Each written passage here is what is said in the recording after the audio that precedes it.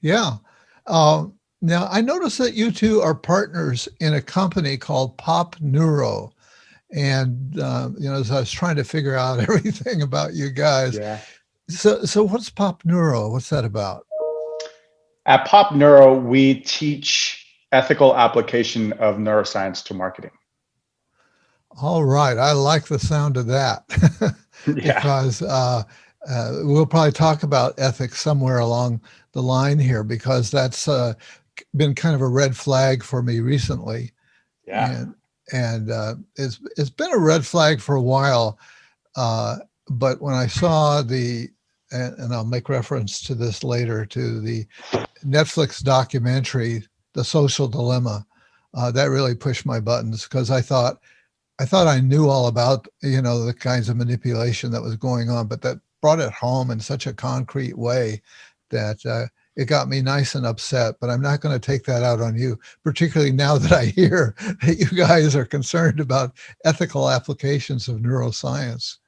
Matt and I are very thankful that documentaries like Social Dilemma and The Great Hack a year or two ago, we're very glad that that's bringing behavior science to the forefront. And it's really exposing, on the outside, it's a beautiful statue. And as you zoom in further and further into what happens when tech accidentally meets behavior science with the same mentality of tech and startup applied to behavior science, you keep zooming in and you see a lot of these cracks. And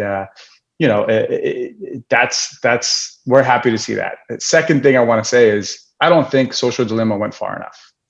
I think Really? that Yeah. I think it is a excellent narrative about tech designers and tech product managers who stumbled across behavior science without having a Matt Johnson in the room, right? Yep. To guide them through.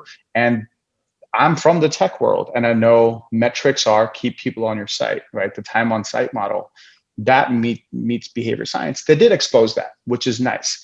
But although the three of us can sit here and point a finger at Facebook all day long, and we'd probably be right in doing that, I don't think Social Dilemma put enough onus on the consumers, right? It didn't Yeah. ask the Huh. question, the $1 million question, which is no one wants to pay for apps.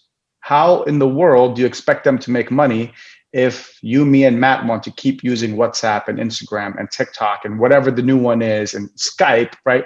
And Yeah. Gmail and not pay a penny? We've gotten entitled as consumers, and tech companies are not nonprofits, and they're finding ways to monetize. Now that it's coming out how they're monetizing, we don't like it, but we're still not there yet. I don't even think we're at halftime yet. I think the second half Yeah. is putting the power back in consumers and us taking ownership of our addiction to free. Yeah. Yeah.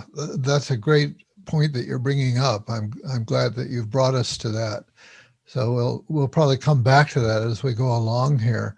So given that the mission of the company, how would you describe the mission of the book?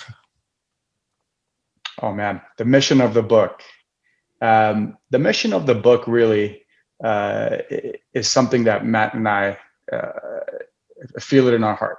And it's personal for me. As a marketer, I want nothing more than to create really amazing products and experiences. And as a consumer, I want to fall in love with them. I see that you're wearing the North Face jacket right now, right? Like people love Right. that brand. People love Yeah. Patagonia. And, Yeah. and, and there's no reason to feel guilty for it, right? Yeah. We're not going to live in a consumerless society.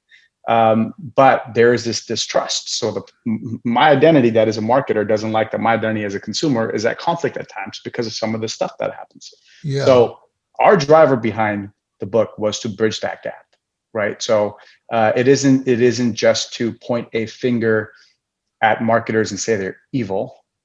It is, and quite frankly, it's only the upper echelon of marketers that know a lot about neuromarketing, right? So Blindsight is about Yeah. neuromarketing, Yeah. and it's really to bridge the gap. And our hope is that when we show how the sausage is made, we hope that you appreciate the care and effort it goes into it while also finding ways to criticize, right? You're just getting more educated as a consumer.